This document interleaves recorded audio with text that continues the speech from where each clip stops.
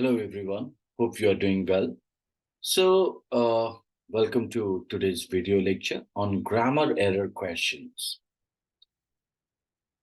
So, if you look into that, grammar error correction, in this particular session, we will delve into the intricacies of identifying and rectifying common grammar mistakes that often creep into our writing. Whether you are a student looking to improve your academic essays or a professional striving for error-free communication, this video will design you with the essential skills to spot and fix those pesky grammar errors. So let's embark on this journey to enhance your writing progress and ensure that your words convey your intended message flawlessly. Let's get started. Well, so here we have a kind of a question types, which is known as a misplaced modifiers, right? So it is known as a what? Misplaced modifiers. Now, what is that misplaced modifiers?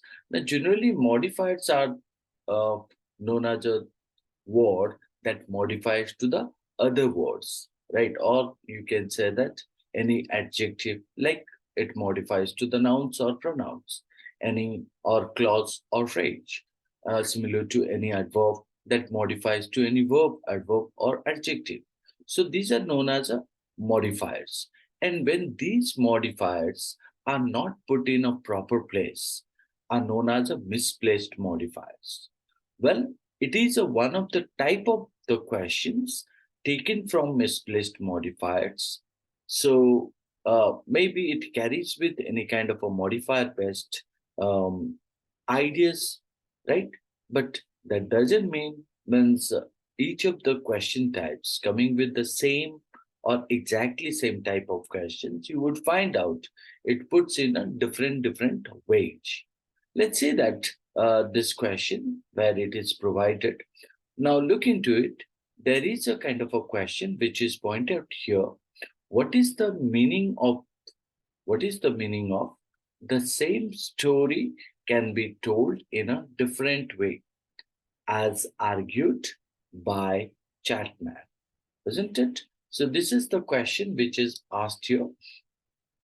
Now we need to know that what does it try to tell us? It tries to tell us that what? Now this particular statement which is put in the inverted comma, right? So stated by Chapman.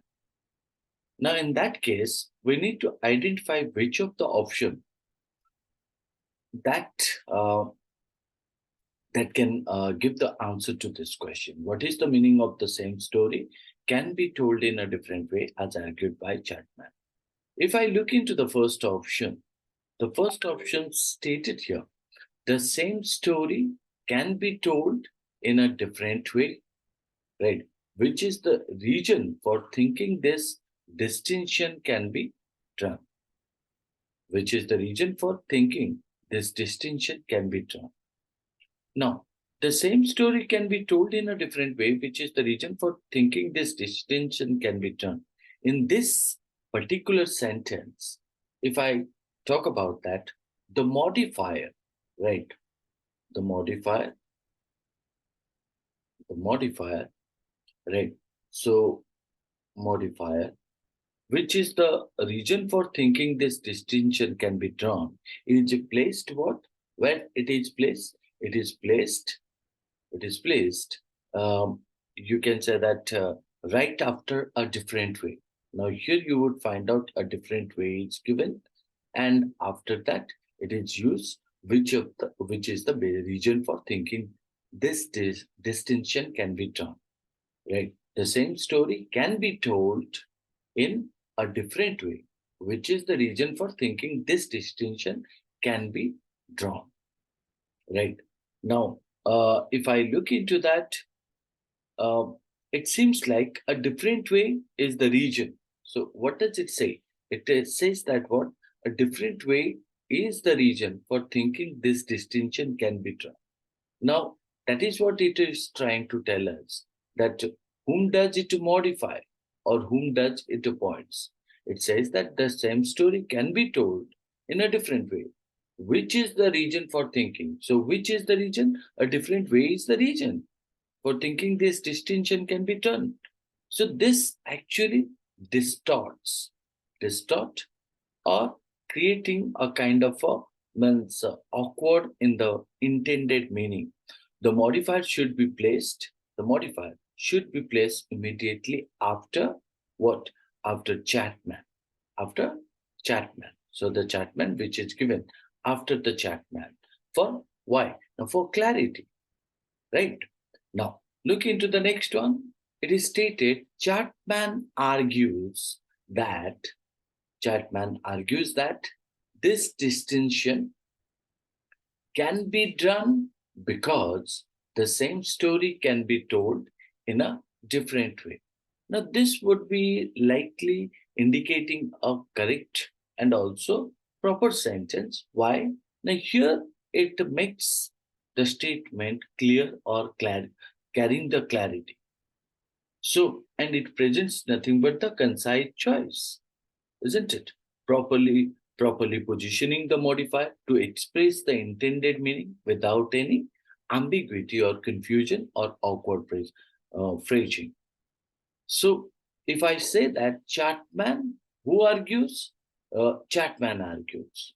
So, Chatman argues what? This distinction can be drawn. That this distinction can be drawn. Why? Now, because the same story can be told in a different way. How? In a different way, isn't it? Now, this one is called as a proper order of the statement, isn't it? So, in that case, it seems a correct way of presenting the statement. Now, look into the option C. What does option C point out? Now, C said, in a different way, the same story can be told. And this is what Chartman argues. So, in a different way, the same story can be told. And this is what Chartman argues.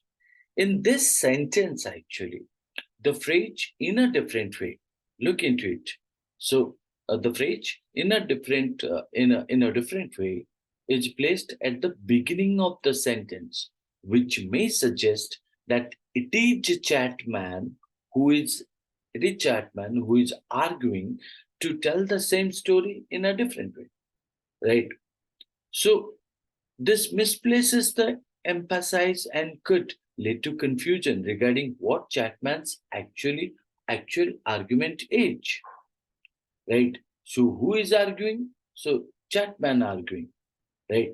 So Chapman arguing what? To tell the same story in a different way, isn't it?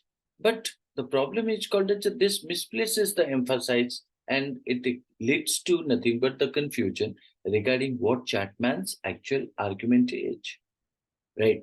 So hence, this again distort the idea of the statement due to the uses of the phrase in a different way and not in a proper place. Look into the option D. What does it say? It is Chartman who argues. It is Chartman who argues that this distinction can be drawn because the same story can be told in a different way. Now, if you see that option B and option D almost same, isn't it? So, if I talk about that, the problem in this is what? Now, this sentence begins with what? Now, it is Chapman who argues. It is Chapman who argues, which although correctly placing the modifier next to Chapman, right? So, can sound a bit awkward, right? Bit awkward and overly, verbose. Now, if I talk about verbose, which means called as a excessive uses of the word, right? Excessive uses of the words. Excessive uses of the words. So, in that case, if you talk about the comparison between B and D, so B is better than option D, right? So, the sentence in option B is more concise actually. it is more concise, right?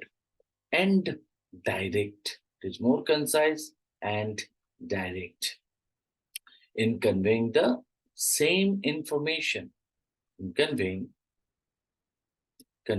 same information. Additionally, the modifier, it is Chapman who argues, you can say that, mm, does not clearly connect the argument to the fact that the same story can be told in a different way. Option B is the most clear and concise choice. So, therefore, we can consider option B would be the correct answer, right? So, we have already got the idea on this particular one. So, this is what called as a, though the sentence makes okay, but we need to go for the most appropriate. And this is what the examiners want or wish, right? So, there is no incorrect or called as an error-based grammatical sentence. So, there are some questions which are unacceptable or acceptable or appropriate, more appropriate, and most appropriate. So here, if you see, option A and C are unacceptable, whereas option D is acceptable, but not more appropriate or most appropriate. The most appropriate can be found in a option B. I hope you understood. That's all. Thank you. Happy learning.